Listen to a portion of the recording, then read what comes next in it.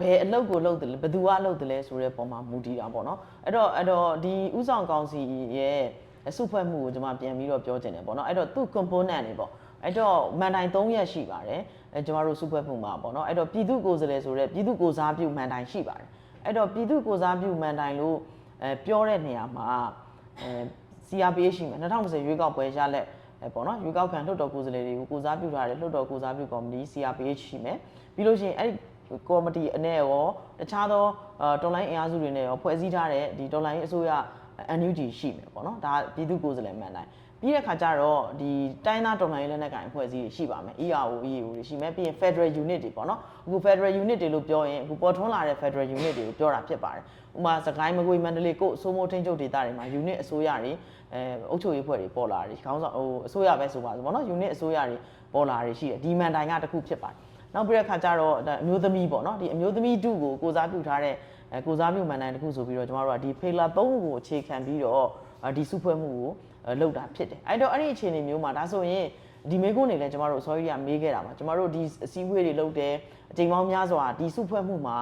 သူ့ role ကို role ပေါ့နော် conflict မဖြစ်အောင်ဘယ်လိုလုပ်ကြမလဲပေါ့နော်ဆိုတဲ့ဟာတွေကိုနိုင်ငံရေးရလဲကျွန်တော်တို့ဆွေးနွေးခဲ့ကြရတာရှိပါတယ်အဲ့တော့ပြောရရင် NUG ဒီပြည်ထောင်စုပေါ့နော် executive body အနေနဲ့ကျွန်တော်တို့ရှိနေပါတယ်ကိုလုံးဝမဲ့အလုပ်တွေကိုကျွန်တော်တို့ဆက်လုပ်မယ်ဒီပြည်ထောင်စုအဆင့်ပေါ့နော်ဒီ executive အလုပ်တွေကိုကျွန်တော်တို့ဆက်လုပ်ကြမယ်အဲ့တော့အဲ့ဒီလိုလုပ်တဲ့ခါမှာလည်းပဲကျွန်တော်တို့တွေက NUG ပဲဖြစ်စေဒီ SCEF ထဲမှာပါဝင်နေတဲ့တခြားဒီ unit တွေရောပါလာဖို့ရှိတဲ့ unit တွေပေါ့နော် unit တွေနောက်ပြီးခါကျတော့အခုဒီတိုင်းသားတော်လိုင်းလက်နက်ကိုင်ဖွဲ့စည်း ERO တွေလည်းပဲအကုန်လုံးကကျွန်တော်တို့ကဒီ SCEF ထဲမှာဆွေးနွေးညှိနှိုင်းထားတဲ့မူပေါင်းတဲကနေပြီးတော့ကိုမူလအလုပ်တွေကိ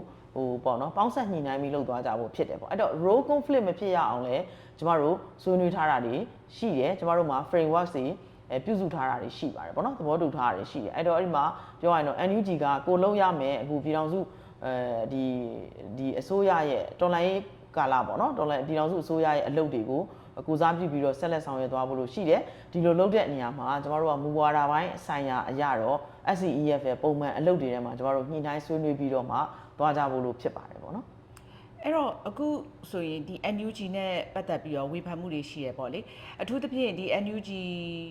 မြို့သားညီညွတ်ရေးအစိုးရအဖွဲ့မှာအဖွဲ့တွင်းပြန်ပြီးတော့ဖွဲ့စည်းမှုတွေလုပ်ခဲ့တယ်ဒါပေမဲ့ဝေဖန်မှုတွေထဲမှာတော့ပြုပြင်ပြောင်းလဲတာတွေကနှေးကွေးတယ်ပေါ့လေနောက်ပြီးတော့ဒီပွင့်လင်းမြင်သာမှုမလုံလောက်ဘူးဆိုတာမျိုးတွေလည်းဝေဖန်ထောက်ပြရရှိတော့ဒီဝေဖန်ချက်တွေကိုလက်ခံပါသလားနောက်ပြီးဒီနှစ်အတွင်းမှာရောဘယ်လိုပြုပြင်ပြောင်းလဲမှုတွေပြည်သူတွေမြင်ရမလဲရှင်တကယ်တော့ SCEF ပေါ်ထွန်းလာခြင်းဒီပင်လျင် NUG ရဲ့ပြုပြင်ပြောင်းလဲရေးနောက်တစ်ဆင့်လို့ပြောလို့ရပါတယ်အဲ့တော့ကျွန်တော်တို့က NUG ပြုပြင်ပြောင်းလဲရေးလို့ပြောရင်ကျွန်တော်တို့အများနဲ့မိတ်ဆက်ပြီးတော့ပြောခဲ့တာရှိတယ်နော် NUG ပြုပြင်ပြောင်းလဲရေးကဘာကြောင့်ပြုပြင်ပြောင်းလဲဖို့လိုအပ်တာလဲဆိုတော့မိကုန်းကိုဖြေဖို့လိုတယ် NUG ကိုဘာကြောင့်ပြုပြင်ပြောင်းလဲနေတာလဲပေါ့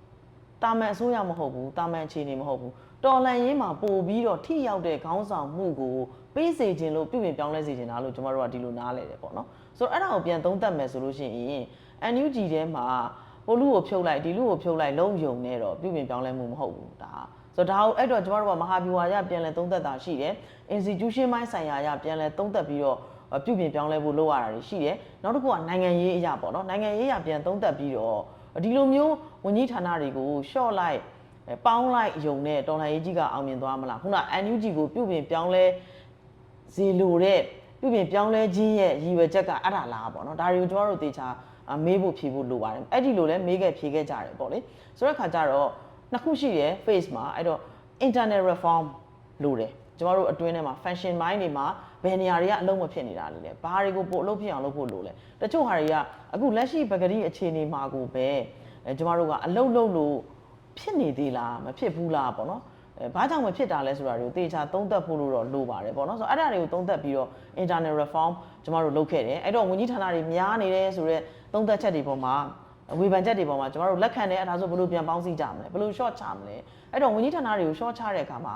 ဘယ်သူမှအပြစ်ရှိလို့ရှော့ချရတာမျိုးမဟုတ်ဘူးပြန်ကြည့်မယ်ဆိုရင်ဒီ NUG ထဲမှာပါလာခဲ့ကြတဲ့အဲ့ဒီအချိန်အဲ့ဒီခါတော့ကပါဝင်လာခဲ့ကြတဲ့ဝင်ကြီးတူးဝင်ကြီးဒီဆိုလူကတကယ်တော့ NUG ထဲပါမှာကိုအိုးပြစ်အိမ်ပြစ်ပြေးရတဲ့သူတွေအများကြီးရှိတယ်ပေါ့နော်ပြောရမယ်ဆိုရင်အကျိုးစီးပွားကြောင့် NUG ထဲပါလာကြတာမျိုးတွေမဟုတ်ဘူးနိုင်ငံရေးတာဝန်သိမှုတာဝန်ယူမှုနဲ့ပါဝင်လာခဲ့ကြတဲ့သူတွေကို reform ကောင်းစဉ်နဲ့ကျမတို့ကဖြုတ်လိုက်တက်လိုက်လုပ်တာမျိုးကမဖြစ်သင့်ဘူးဒါကြောင့် strategically ပြုပြင်ပြောင်းလဲမျိုးဖြစ်တဲ့နေဒီ consent လဲပါဖို့လို့လိုတယ်ဆိုတော့ကျွန်တော် internet discussion တွေကြိတ်နေလုပ်ပါတယ်လုပ်တယ်လုပ်ပြီးတဲ့ခါကျတော့ဒီပြုပြင်ပြောင်းလဲရေးအပြစ်ပေးတဲ့ပြုပြင်ပြောင်းလဲမျိုးဖြစ်ဖို့မသင့်ဘူးအဲ့လိုလဲမဖြစ်ရအောင်ကျွန်တော်တို့လုပ်ကြတယ်လို့တော့အဲ့လိုမျိုးပေါင်းစည်းဖို့လိုအပ်တဲ့ဝန်ကြီးဌာနတွေကျွန်တော်တို့ပေါင်းစည်းခဲ့တာ short ချခဲ့တာတွေရှိပါတယ်အဲ့လို short ချခဲ့တာတွေကိုလည်းပဲကျွန်တော်တို့ထုတ်ပြန်ကြေညာခဲ့ပြီးဖြစ်တယ်ပေါ့အဲ့တော့ဟုတ်ပြီဒါဆို NUG ပြုပြင်ပြောင်းလဲအောင်လည်းပြီးလားဆိုတော့မပြီးဘူးတော်လှန်ရေးရဒါဆိုဒီ NUG ရောဘယ်သူတွေထပ်ထည့်မလဲပေါ့နော်ကျွန်တော်တို့ဒါတွေကိုတွေးဆုံဆွေးနွေးကြပါတယ်ဆွေးနွေးတဲ့အခါမှာတော့ NUG တွေကိုဝင်ပါလာဖို့တဲ့အခုလိုမျိုးစုပေါင်းကောင်းဆောင်တဲ့တော်လှန်ရေးကောင်းဆောင်မှုတခုကပိုအရေးကြီးတယ်ဆိုတော့အမြင်မျိုးတွေဆွေးနွေးချက်မျိုးတွေရှိတာဒါကြောင့်မို့လို့ပဲဒါ SCEF ဆိုပြီးတော့ပေါ်ထွန်းလာတာဖြစ်ပါတယ်လို့ကျွန်မချိတ်ဆက်ပြီးတော့ပြောချင်ပါတယ်အဲ့တော့ဒီ NUG မှာလည်းလက်နက်ကင်ဒီတော်လှန်ရေးပေါ့နော်လက်နက်ကင်အဖွဲ့တွေရှိနေတဲ့ခါကြတော့အခုနောက်ပိုင်းမှာလည်းဒီအညာဘက်တွေမှာဒီ NUG ထိန်းချုပ်ထားတဲ့နေရာတွေမှာဒီလက်နက်ကင်အဖွဲ့တွေဘက်ကဟိုပါပေါ့အချင်းချင်းတိုက်ခိုက်မှုတွေရှိနေရဆိုတဲ့အနေအထားရှိရဆိုတော့အဲ့တော့ NUG လက်ရှိဒီအခြေအနေနဲ့ပတ်သက်ပြီးတော့ဘယ်လိုကင်တွယ်နေလဲအဲ့ဒါတော့ဒါကတော့ဟိုအဓိကကာကွယ်ရေးဝန်ကြီးဌာန Line Ministry ကတော့ကာကွယ်ရေးဝန်ကြီးဌာနကနေပြီးတော့ဆောင်ရွက်နေတာဖြစ်တယ်ပေါ့နော်ဆိုတော့တကယ်ကြတော့လည်းပဲပေးထားချက်အခြေအနေအရာပေါ့နော်ဟိုကျမတို့လူထုတော်လှန်ရေးဖြစ်ခဲ့တယ်ရတဲ့နည်းနဲ့တော်လှန်တိုက်ခိုက်ခဲ့ကြတဲ့အနေအထားမှာတော့လက်နက်ကင်ထားပြီဆိုလို့ရှိရင်တော့လက်နက်ကင်တော်လှန်ရေးရဲ့ဘေးထွက်ဆိုးကျိုးတွေရှိတတ်တာပဲပေါ့နော်ဆိုတော့ဒါတွေကိုလည်းကျမတို့အတက်နိုင်ဆုံးတော့COC 2မျိုးပေါ့နော်ဒါအားလုံးလည်းကြားလို့တော့မှခဏဟိုနားထဲမှာတော့မှဟိုကလောနေလောက်ပြီလို့ထင်တယ်ပေါ့နော် Code of Conduct ကျင့်ဝတ်တွေပေါ့လိုက်နာရမယ်ကျင့်ဝတ်တွေပြီးလို့ရှိရင်တော့ COC ပေါ့နော်Chain of Command ပေါ့နောက်ထပ် COC တစ်မျိုးကတော့ဒီဟာတွေကိုကျမတို့တိစောက်နိုင်မှုလို့လိုပါတယ်အဲ့တော့ဒါကိုတိစောက်တဲ့နေရာမှာတော့ခုနပြောသလိုမိဖက်အသွင်နဲ့တိစောက်ရတာမျိုးတွေရှိတယ်ကိုယ့်တဲကိုဝင်လာဖို့လို့ပေါ့နော်တိစောက်နေရတဲ့အနေအထားမျိုးတွေရှိတယ်အဲ့လိုလုပ်တဲ့အခါမှာတော့ခုနပြောသလို reform လုပ်ရင်ပဲဖြစ်ပေါ့နော်နှစ်ချက်ရှိတယ်ဒီလိုပုတ်တိုက်မှုတွေဖြစ်တာသူ့သဘောတဘာဝ nature အရကိုကဖြစ်နေတဲ့